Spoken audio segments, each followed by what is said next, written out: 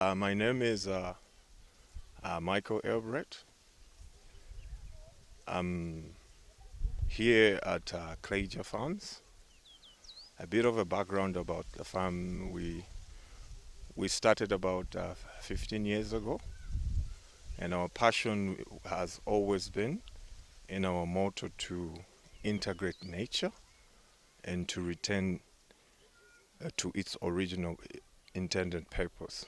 But not only that, but we have so that we can have full productivity and also to complement what has already been given to us.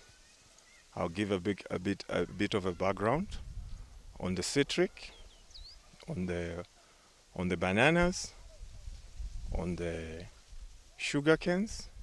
We make sure that we integrate how the natural ecosystem works so that we don't disrupt, because we have a deficiency now in this day and age where the environment has come at a cost. So there's a lot of ripple effect that have also now led to these people talking about climate change, water harvesting. While this talk has come now, we've been doing that for the past 12 years. And our passion is to return the water, return the trees so that they can be symbiotic and they can give us the fruit that we want, but also we give back also to the community through our community initiative in terms of subsidizing in women when they come to buy sugar cans, they come to buy citric, they come to buy vegetables, they come to buy uh, other forms of fruits like papaya, leeches, pinches, peaches, so that we can integrate that and make a world a better place in our small way. And also, we're also involved in community activities that also involve a lot of elderly people and orphans that come here. When they come to buy our produce, we subsidize to them, and then in form of a loan system, so that the community also benefits from what we're doing.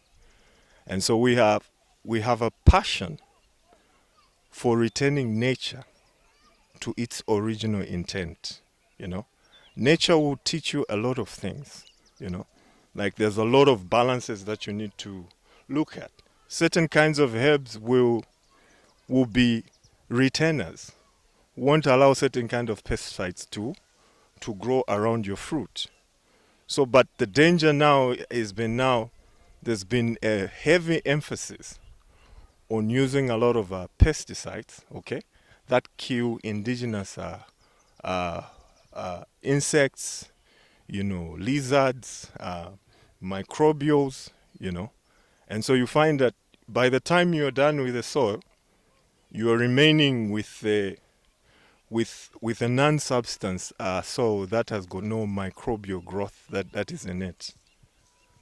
So, in our effort to mitigate and to do all of these things, we are very observant in the trees, in the type of species of trees that we have, in the type of herbs that we have, so that we can see the correlation or the connection in between those kind of species with the type of fruit that we want to achieve. I'll give you an example of our oranges. Our oranges fruit almost yearly. When we harvest, the the leaves, the flower system has already come up, and we have another fruit in the waiting.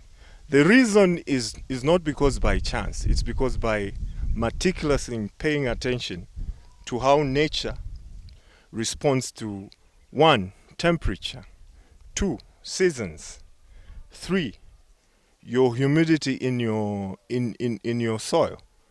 So you're going to be able to know, to have an idea how these species are interconnected in between. Okay, you will know that you are going to have a drought. Okay, if a sprung of armyworms begin to show up at the unintended period of time, it means that the temperature has gone high, and now they begin to hatch, and so they begin to attack your crop. So these are some of the things that we try to pay attention to, so that our crop is interconnected, as I said, so that you have a symbiosis kind of relationship between the bananas, the oranges, the different kind of acacia trees, your reed system, your water system. Like we have here at the farm, we have water throughout the year, and we have a lot of water bodies, and this has been a deliberate move by the management of the farm, to make sure that we have adequate water that is going to be able to also provide the neighboring places, so that they can have water also, because this water is not just for us. Water is for everyone. It's a God-given incentive, but we have been made stewards over that water so that we can manage it, so that the ecosystem gets back to its original intent. Like you will learn a lot. Like at a farm, we have catfish throughout the year, and you begin to ask yourself question: where does that catfish come from? Because there's certain periods of time, in seasons, where there is inadequate of water. And then we found out that the catfish are semi-aquatic. Okay, meaning they have a primitive way of breathing oxygen. They have a primitive lung system. So it's a duo. It's like a dual hybrid pump. It uses both DC and AC. So even a catfish will go down. It will tell you. It will go down. It will burrow.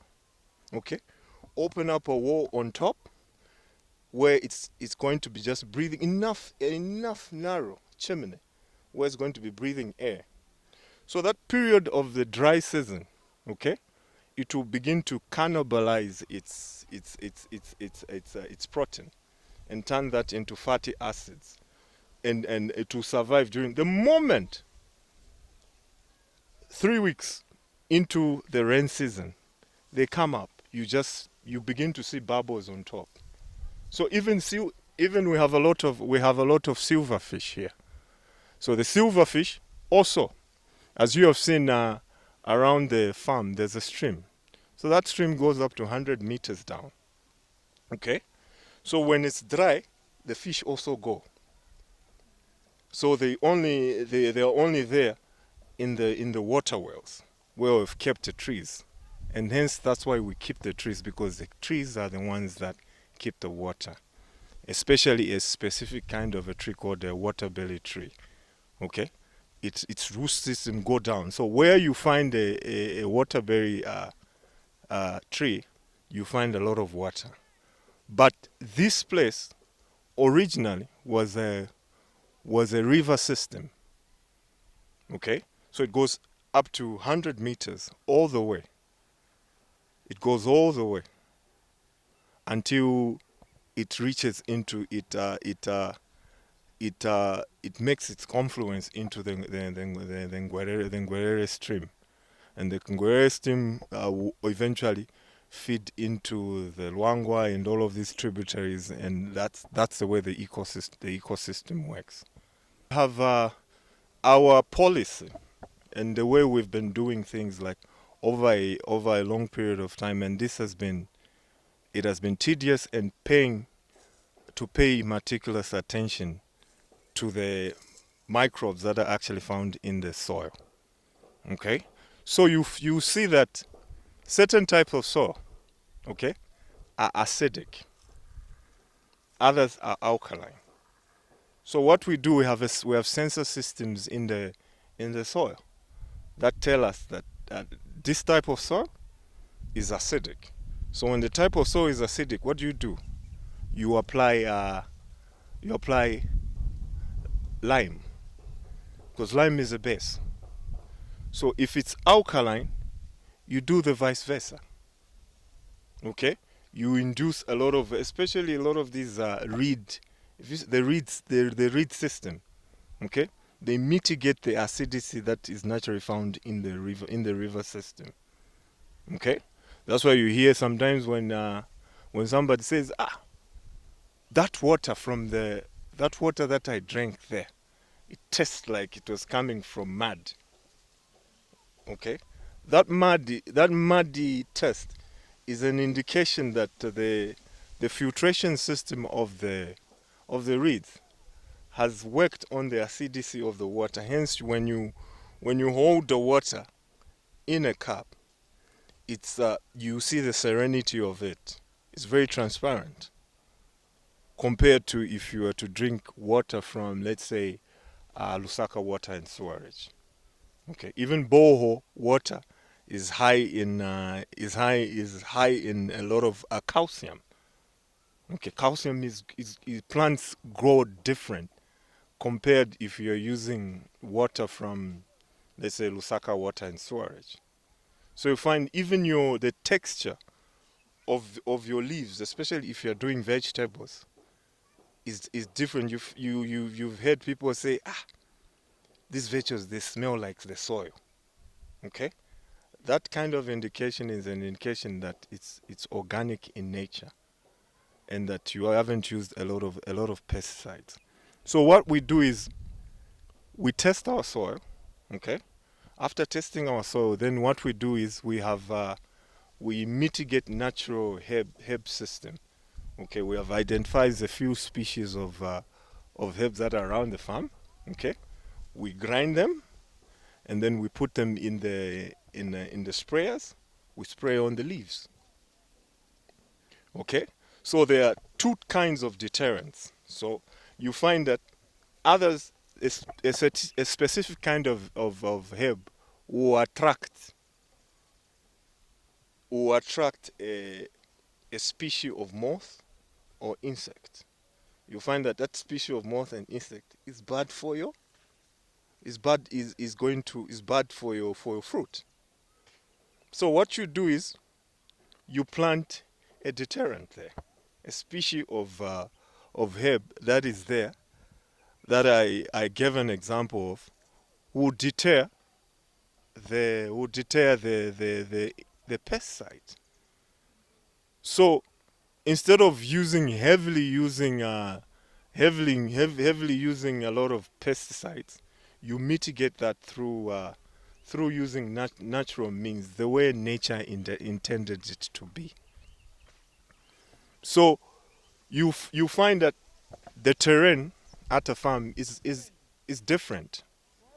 There's places where it's a bit rocky.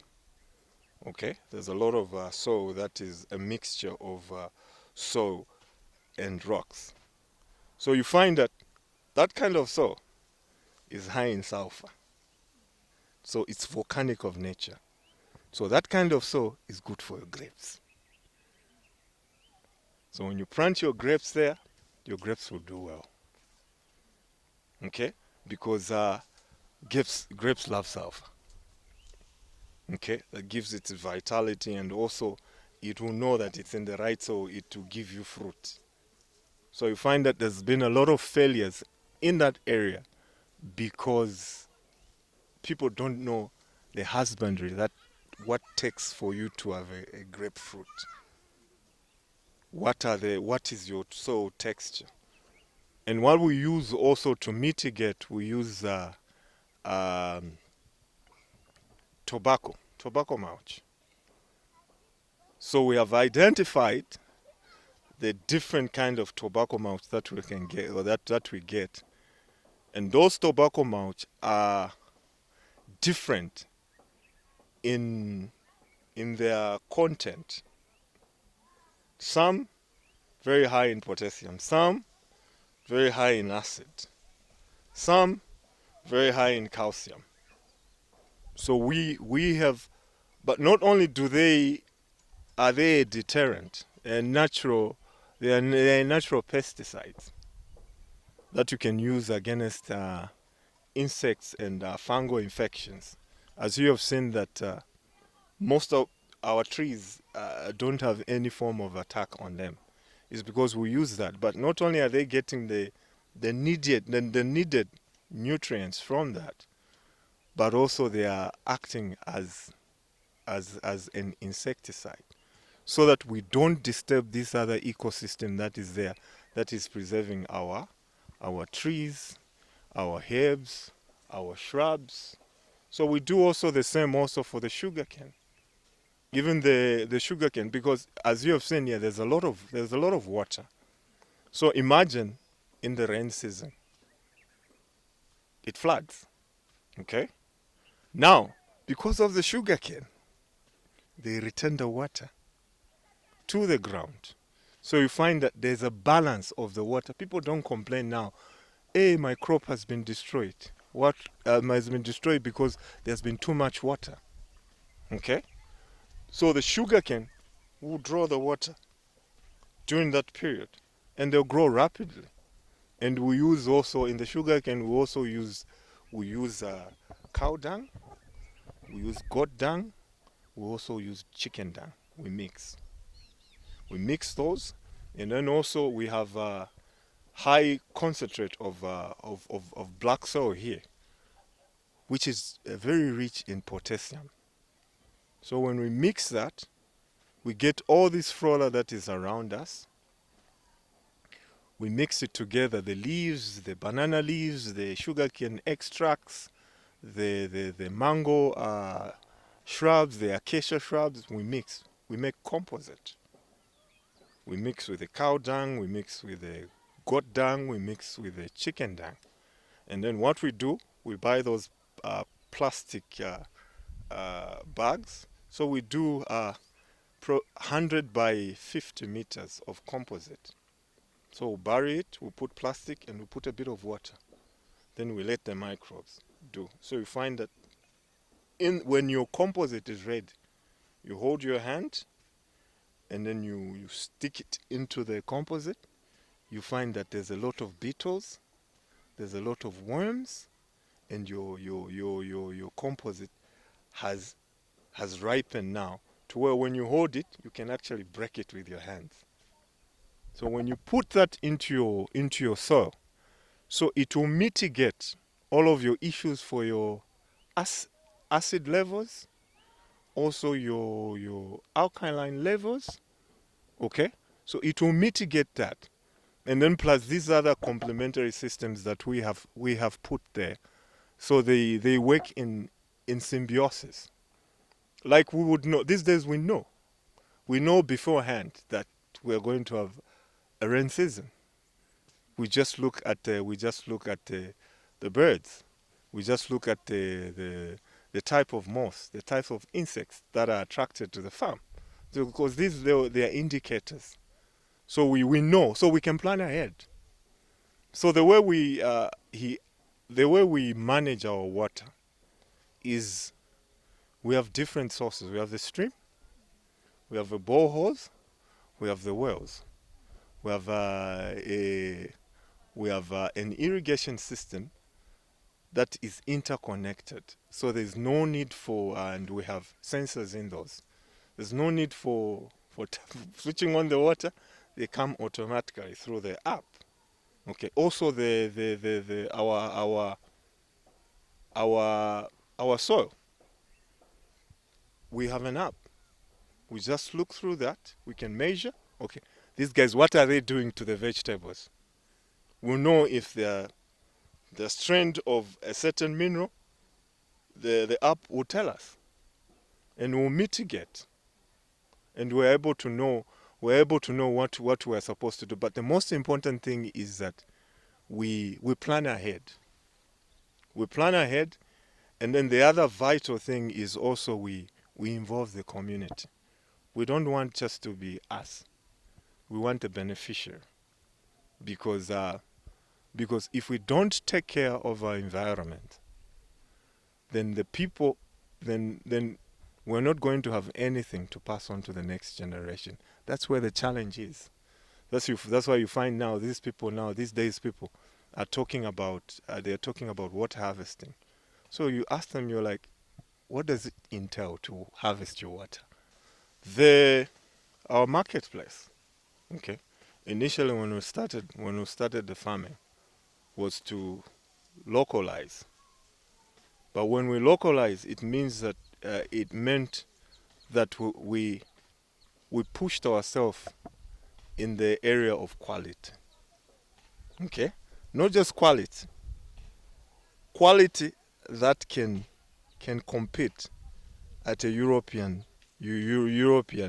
stage. Because this is not the only place that we have.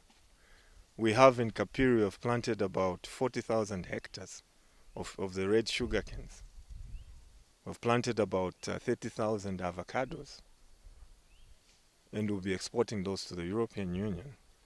And oranges and bananas, we've done that because we don't put any artificial things in our plant. So the local market for the sugar canes, our first priority is here. We want to help out.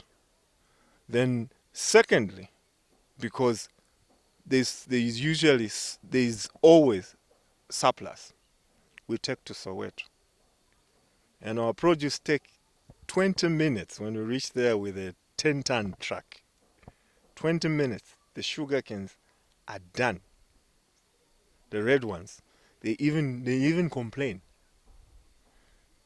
So now the oranges, Melissa,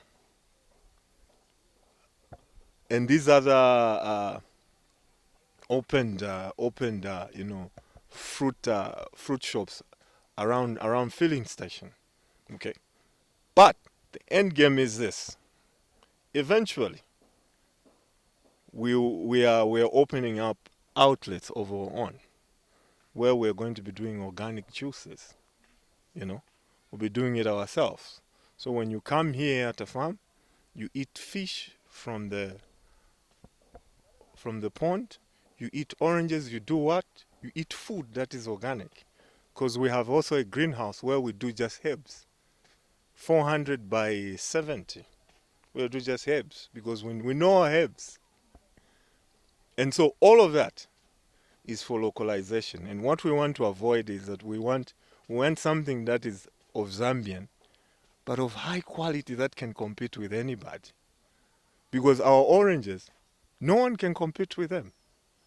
When they just see the truck from Kleja, say, abuela. So siyazaguliwa maorange ajaenango. So our local market is pretty diverse. Supermarkets, but mostly localized, because when we empower a woman, a widow, okay, she's taking her children to school and her grandchildren to school, okay, then there's that level of satisfaction that you've done something to the community that is beneficial, not just only to you. Yes, you are making money at the end of the day, but also you are helping out.